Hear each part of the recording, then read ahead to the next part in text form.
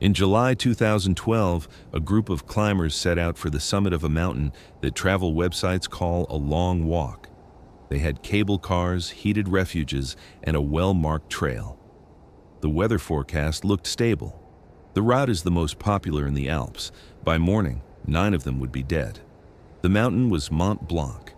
It stands at 4,809 meters. That's barely half the height of Everest. No supplemental oxygen required, no technical climbing on the standard route. But here's what the travel brochures don't tell you.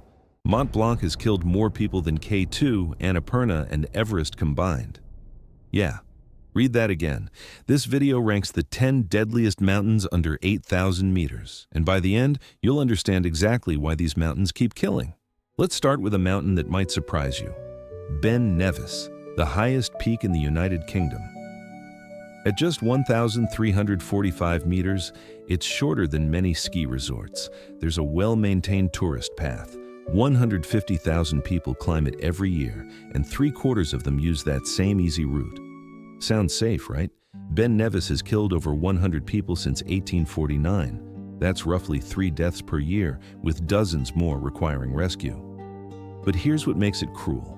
The weather can shift from clear skies to zero visibility in minutes, and when the fog rolls in, the summit plateau becomes a death trap. Just off the summit, there's a feature called Five-Finger Gully. In clear conditions, it's obviously dangerous. But in thick fog, disoriented hikers walk right off the edge. Here's the technical problem. Hikers following a compass bearing of 231 degrees from the summit, the bearing that should lead them safely down, often fail to account for magnetic declination. That error walks them straight into the gully, hundreds of feet onto the rocks below.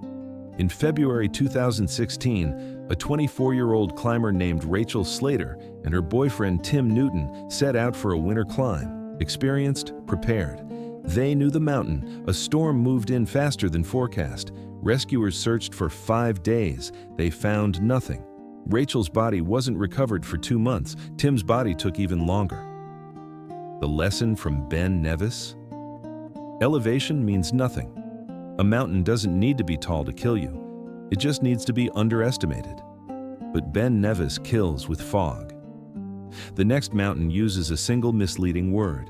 Aconcagua is the highest mountain in the Western Hemisphere, the tallest peak outside Asia.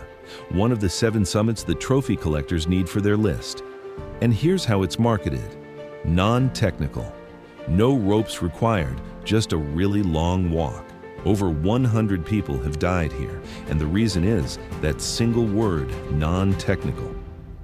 Here's what non-technical actually means on Aconcagua. It means you don't need rock climbing skills. It doesn't mean the mountain won't kill you. At nearly 7,000 meters, you're approaching death zone altitude, the same elevation where climbers on 8,000-meter peaks start using supplemental oxygen. But because Aconcagua doesn't require technical skills, roughly 40% of people who attempt it do zero mountaineering preparation. Zero. According to a PubMed study tracking casualties from 2001 to 2024, the fatality rate is 0.71 deaths per 1,000 climbers. That might sound low, until you realize that's higher than many technical peaks where climbers actually train. The locals have a name for Aconcagua. They call it the Mountain of Death. But the guidebooks still call it a trekking peak, and if a single misleading word can kill on Aconcagua, our next mountain proves that cold can kill even faster. Denali is the highest peak in North America. At 6,190 meters, it's technically shorter than Aconcagua. But Denali might be the most underestimated mountain on this entire list.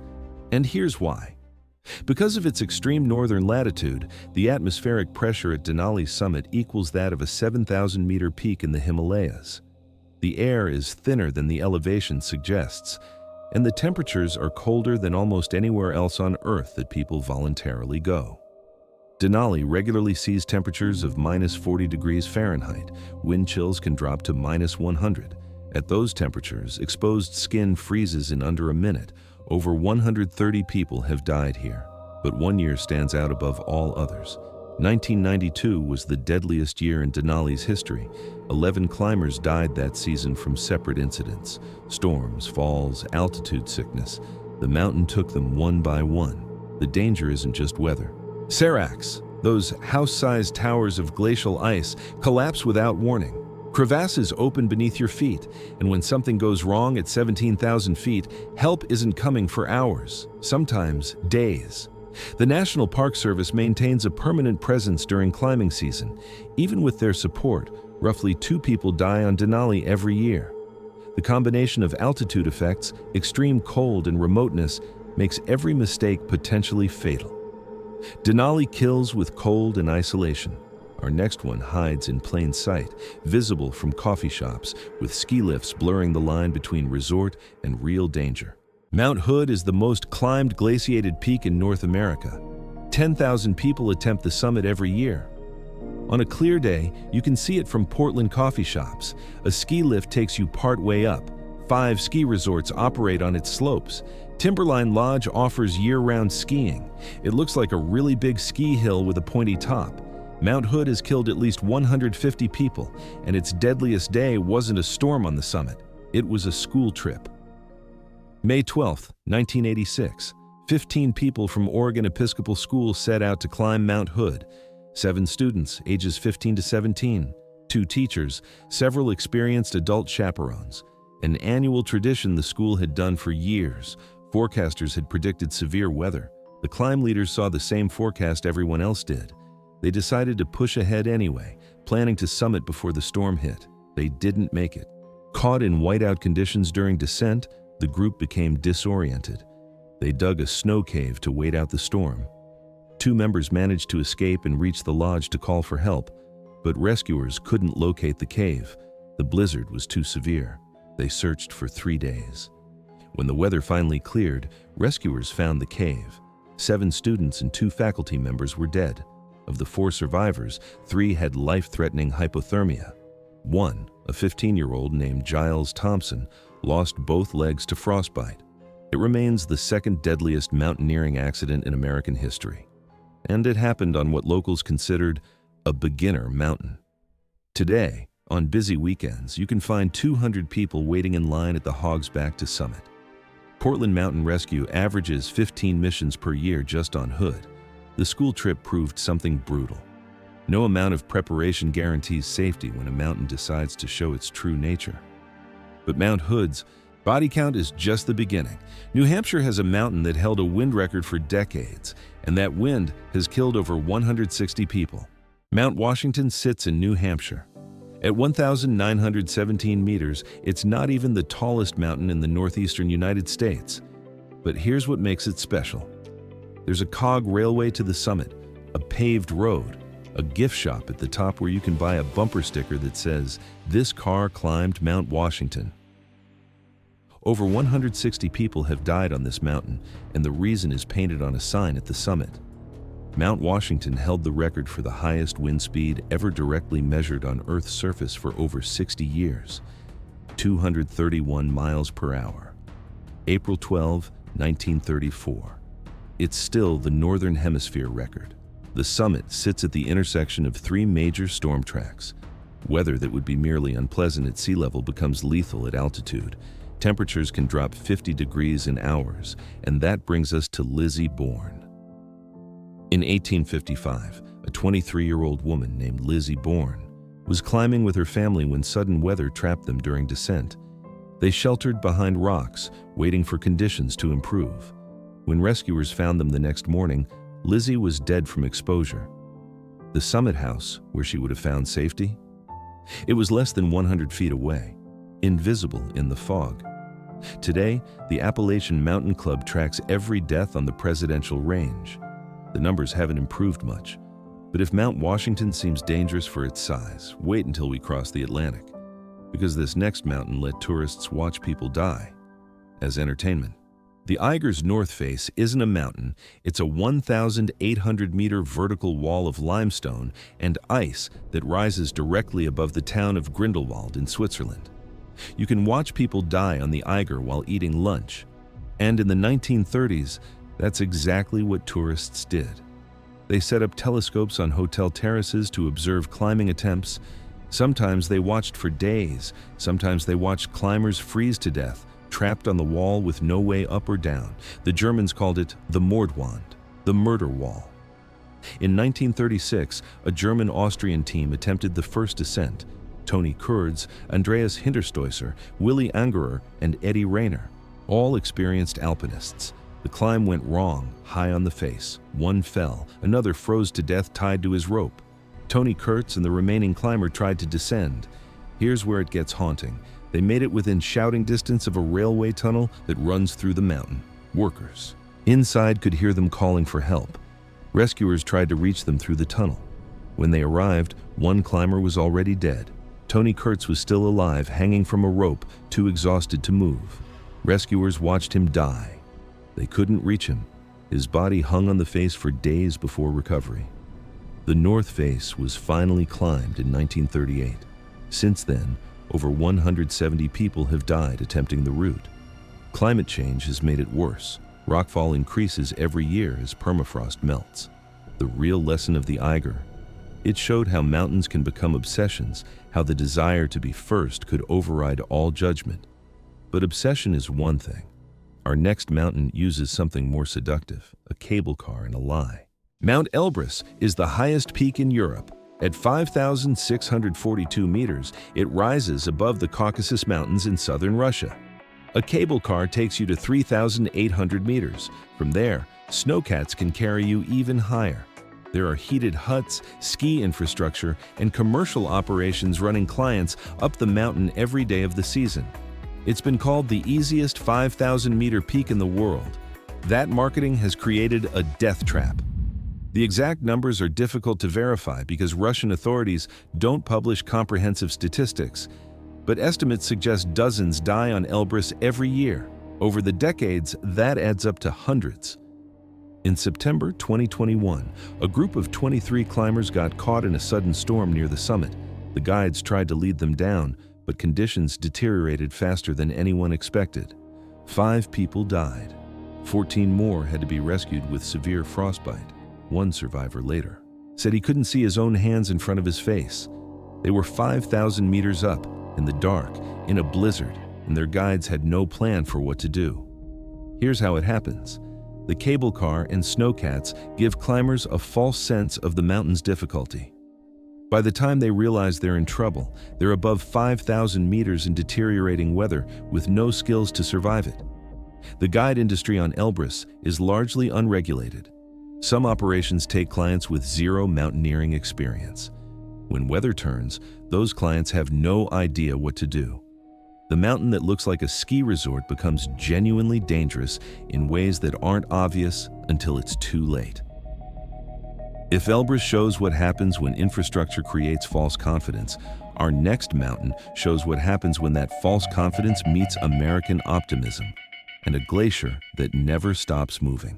Mount Rainier is visible from Seattle on clear days. You can see it from downtown coffee shops, from highway overpasses, from suburban backyards. It looks like a postcard. Over 400 people have died on Mount Rainier. That makes it one of the deadliest mountains in the world at any altitude. About 10,000 people attempt the summit every year. Roughly half succeed. Rainier has more glacial ice than any other peak in the lower 48 states.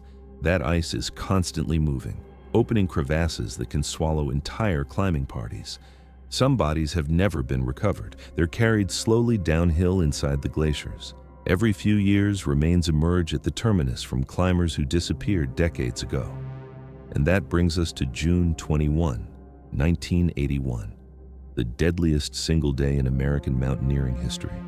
A guided party of 29 climbers was ascending when a massive chunk of ice, the size of a house, broke loose from the Ingraham Glacier. The resulting avalanche buried 11 people.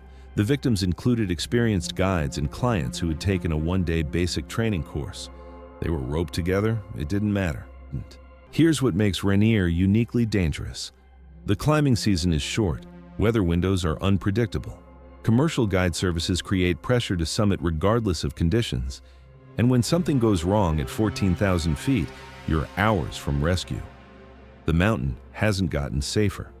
Between 1977 and 1997, roughly 100 people died on Rainier. The next 20 years saw similar numbers.